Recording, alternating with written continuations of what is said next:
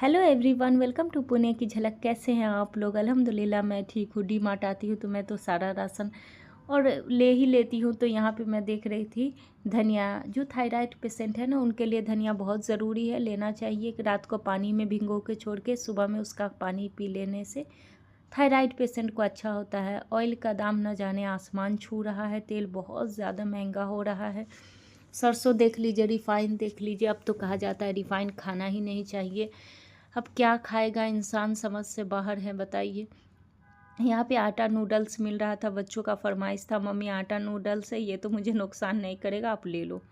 अब क्या करें, उनका भी बात मान के ही चलना पड़ता है। हम लोग वाला तो दौर नहीं है कि मम्मी का एक थप्पड़ ही काफ़ी होता था।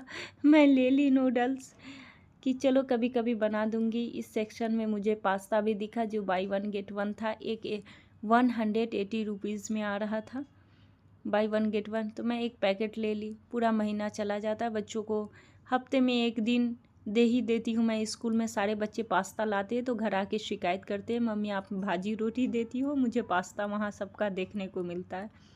यहाँ आने के बाद मैं देख रही थी इसमें बिरयानी मसाला, चिकन मसाला, ये सब आने के बाद मेरा थोड़ा जासूसी हो ही जाता है।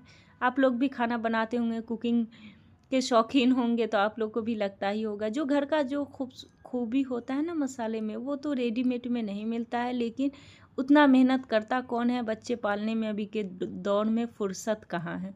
बिरयानी मसाला मैं खुद घर पे बनाती हूँ, लेकिन जब भी आती हूँ डी मार्ट तो मैं 1-2 पैकेट ले ही जाती हूँ, क्योंकि नहीं भी बन पाता है। चाहता तो बहुत कुछ है इंसान कि मैं घर पे अपने हाथ का शुद्ध बनाकर खाऊं, लेकिन ये रेडीमेड पैकेट मैं ले रही थी यहाँ से, बहुत कम प्राइस में मिल रहा था। यहाँ पे मैं ली पुलाव का राइस। ये पुलाव बनाते हैं ना, बहुत ही अच्छा होता है। इसकी ये छोटी वाली राइस मुझे बहुत पसंद है पुलाव में। मेरे घर में फैमिली में सबको यही पसंद है, तो यही मैं ले रही थी। बिरयानी का भी ली, बिरयानी का ली, पुलाव का ली, अलग अलग थोड़ा थोड़ा ले लीजिए तो बनाने के टाइम में आसान होती।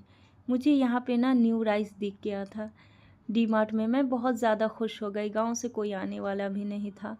जब भी कोई गांव से आता है तो एक उम्मीद बंधी होती है कि नए चावल मुझे मिलेंगे तो मैं खीर बनाऊंगी। और उसका खीर बनाइए ना तो उसकी खुशबू, उसके मज़े ही अलग होते हैं। लाख आप बाहर में रह लीजिए, लेकिन आप देसी हो, गांव से जुड़े हो, तो गांव का कुछ ऐसा स्वाद है ना खाने पीने का, जो यहाँ पर आके इंसान बहुत मिस करता है। तो मुझे न्यू राइस मिल गया, मैं बहुत खुश थी। देखिए 52, 42 हर प्राइस का था। जो टुडका में था ना, टुडका, वो टुकड़े में था ना, उनका कम प्राइस था। और जो अच्छा था वो, उसका प्राइस ज़्यादा था।